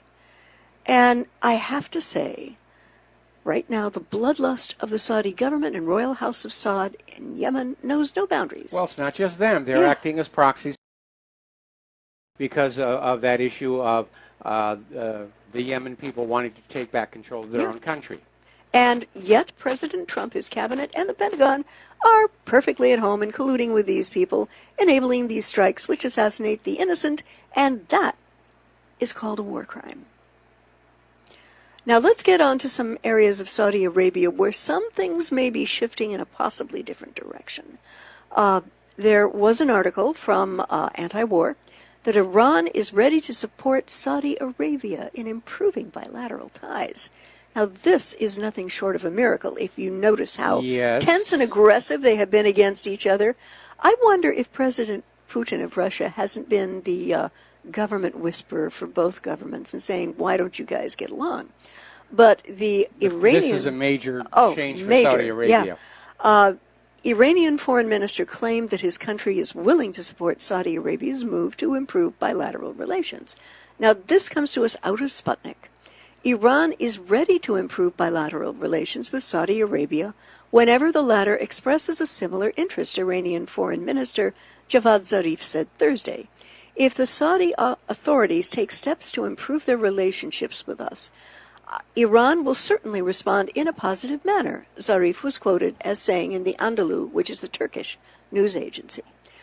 The Iranian security is protecting Saudi Arabia's embassy in Tehran, and they did this while a group of demonstrators gathered to protest the execution of Shiite cleric in Saudi Arabia. And so apparently the Saudis are asking Iraq, double twist, to help resolve the rivalry with Iran. And the two states are expected to begin the series of diplomatic contacts next month, the news outlet reported. Okay, Mike, if these reports are actually true, and I am reading the tea leaves correctly, should Saudi Arabia deepen its relationship with Tehran, the U.S. will not have its proxy army in Saudi Arabia to fight a war against it. Good conclusion. The justification for it, though, is right now it's Saudi Arabia and Iraq are going to open the diplomatic discussion, and Iran is telegraphing to Saudi Arabia that they would be interested in coming along as well. And if Saudi Arabia, Iraq, and Iran were all to form a single power bloc in the Middle East, they would pretty much rival Israel. The only place that Israel would have the advantage would be the nuclear weapons and U.S. backing. And what I thought was the only country, and you are agreeing with me on this, the only country in the region with a leadership which is collectively, let's say, excreting bricks, would be that of Israel. Yes. I am most certain to bet that Netanyahu is at this very moment, or his right-hand man at the IDF, developing several false flag scenarios to blame on Iran and or Saudi Arabia with the intention of destroying the fledgling trust and rapprochement between these countries. Yeah, I would agree with you. That would be Israel's next obvious step. Yeah. So I'm hoping and praying that next weekend is quiet. I don't know mathematically that I'd bet on it right now, but yeah. Oh, apparently the Senate is very infuriated with Julian Assange and WikiLeaks. They want to pass a piece of legislation describing them as a non-state hostile intelligence service. And in the language of the bill, it reads, "It is the sense of Congress that WikiLeaks and the senior leadership of WikiLeaks resemble a non-state hostile intelligence service, often abetted by state actors, and should be treated as such." A section of the act reads.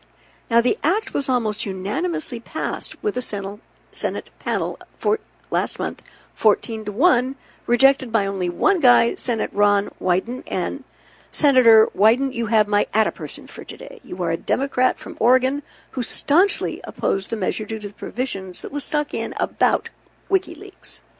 Well, here's what's going on here. This is a continuation of this idea of erasing the idea of a whistleblower entity, and instead recategorize everybody who's a whistleblower or a truth teller as somehow being in service to a foreign government. Remember when they were out there screaming that we were an arm of Russian propaganda? I forget which camera we're using. Okay. This is more the same thing. WikiLeaks is a whistleblowing organization. This bill seeks to redefine them as a hostile intelligence service abutted by foreign governments. In other words, Russia's behind WikiLeaks now. That'll be the next thing that we hear. Oh, yeah.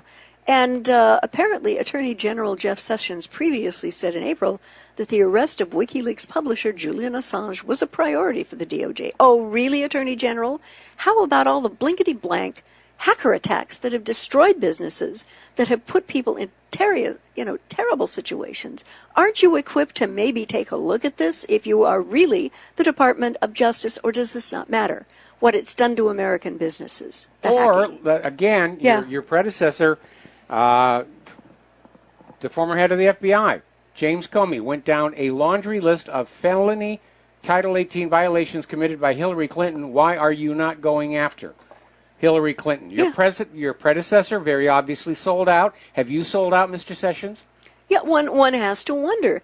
And to the best of my understanding, Mike, this guy has an enviable track record for getting the truth out there and consistently. I find that commendable. But unfortunately, with Mr. Sessions, he and his buds in the Senate want him arrested because he has embarrassed the American government by telling American citizens and the world the truth about you and what you do. I helped a little. Oh, I know you did. I know you did. And, this is interesting. A D.C. judge has approved government warrant for data from anti-Trump website, but there's a catch. The Justice Department last week proposed amending the scope of its warrant to exclude the IP addresses of website visitors and limit the search only to records from July 1st, 2016 to the January 20th inaugural. Now, the website DreamHost said that the warrant was still too broad, as it could sweep in people who sent emails to disrupt J20 addresses. The company objected to the two-step process that would require it to turn over data in bulk and let prosecutors search for and seize evidence of criminal investigation in these Criminal riots. involvement in the Yeah. riots. And Morin said at a hearing yesterday that he recognized the tension between free speech rights and law enforcement's needs to search digital records for evidence. He said he added safeguards to his order granting the government's request for information in an effort to balance those two concerns. Balance, my astrolabe. I'm sorry. Sir, the gloves are off here. Morin knows that the drill in D.C. is, as what you say so famously many times, plata o plomo, lead or silver. And little background, this is how this gets defined in the bowels of D.C. is as you help me out of the scrape and you will be rewarded. But if you do not, please accept the reality that we may terminate you with extreme prejudice. Well, they very rarely have to get that way. Yeah. Trading the dark favors is the coin of the realm. And Morin, to no great shock, was a Clinton appointee, so he may be better acquainted with where the bodies are buried than some other of his colleagues. Now, he was appointed judge in 1996 by President Clinton and previously served as presiding judge of the court's criminal system, where he helped oversee management of calendars for judges who handled criminal cases. Not against Hillary Clinton, I bet. Nope. He also has worked representing death penalty clients at the Southern Center for Human Rights in Atlanta with the Maryland Office of the Public Defender. Now, Mike, I just have to wonder, I've got one of those kinds of minds, if instead of ratcheting down the parameters of his investigation so severely, or perhaps he was ordered to do it, what would he have found that would have led to the connections with some very powerful people who have utterly no sense of fair play or morality? And that, Mike, is why this guy has the case, to tighten the screws and button down any attempt to really find where the money went or implicate any of the DNC in his investigation of these protests. Does that make sense to you? Yeah, it does make sense because, again, if you're talking about violent protesters at the inauguration, they're no longer protected by freedom of speech. And but again, there is this dark, rotted core of corruption inside our government, and everybody is protecting it, not because they love it, but because they understand if that particular festering boil pops, it's the end of the U.S. government's credibility. Yeah. Going back to the U.S. government's credibility, Congress has quietly passed a bill allowing warrantless searches of home. Only 1% opposed it. The proposal was for a safety commission to act as a wing of the Washington Metropolitan Area Transit Authority, which may sound logical when its power includes things such as the ability to adopt, revise, and distribute a written state safety oversight program, whatever the darned heck that means, and to review, approve, oversee, and enforce the adoption and implementation of WMATA's Public Transportation Safety Plan. There is, however, one big, major, hairy, fat red flag buried within the text of the bill, which stems from the list of powers given to the Washington Metro Rail Safety Commission, and it violates one of the basic tenets of the U.S. Constitution. And this is, to me, this is absolutely a suspicious, and it appears to be, and I hope that if this bill does get passed into law, it will be repealed in a Supreme Court case. Well, basically, in a nutshell, they're granting themselves the authority to, if you live near one of these transit lines, they are granting themselves the authority to come on in and do a safety inspection on your property. And I think probably most people would be willing to let that happen anyway. But the reason they want to grant that authority and not require a warrant is to basically speed things along. It does open up the possibility, even though this inspection is not a search relative to an arrest or a prosecution, there is still going to be incentives where if these inspectors see something in your home, they'll be incentivized to report it on in, just like we're hearing that post office delivery people are now being trained on how to spot certain things in your mail delivery and report you out for that. Spooks. Yes. Spook Central. Spooks are us. Absolutely. Yeah. The next story I thought might be kind of interesting for our readers and listeners. Guess what, folks? You, the U.S. taxpayers, spent $50 million, that's million with an M, for luxury cars, gun, and booze to mentor Afghan intelligence officers. Oh, man, talking about from the department if they can really screw this up. Apparently, that was a foreign firm hired by the U.S. government to mentor and train Afghan intelligence officers. And they billed Uncle Sam for more than $50 million in, get this, drumroll please. Thank you. Luxury cars including Porsches, an Aston Martin, and a Bentley, and the lucrative salaries of executives and their spouse who didn't do any work. The firm also spent $1,500 on alcohol, isn't this supposed to be a Muslim country? And $42,000 on automatic weapons prohibited under the terms of the contract according to figures provided by a U.S. senator from a federal audit that has not been released to the public. And Mike, I got to tell you, looking at the numbers, which are staggering, when we have homeless vets sleeping rough on our streets, I would be almost willing to bet that this report is never going to see the light of day. Well, I notice how gently they tiptoe around the identity of this third-party foreign country. Mm-hmm. Yep, right. And it really, I have to wonder what that company was, and I would like to find out some more about it. I think I'm going to do some research before I come on the next show and see if I can find out who these people were and how in the world they got the contract. I mean, looking at us going back into Afghanistan, we have done the surges before. They failed, okay?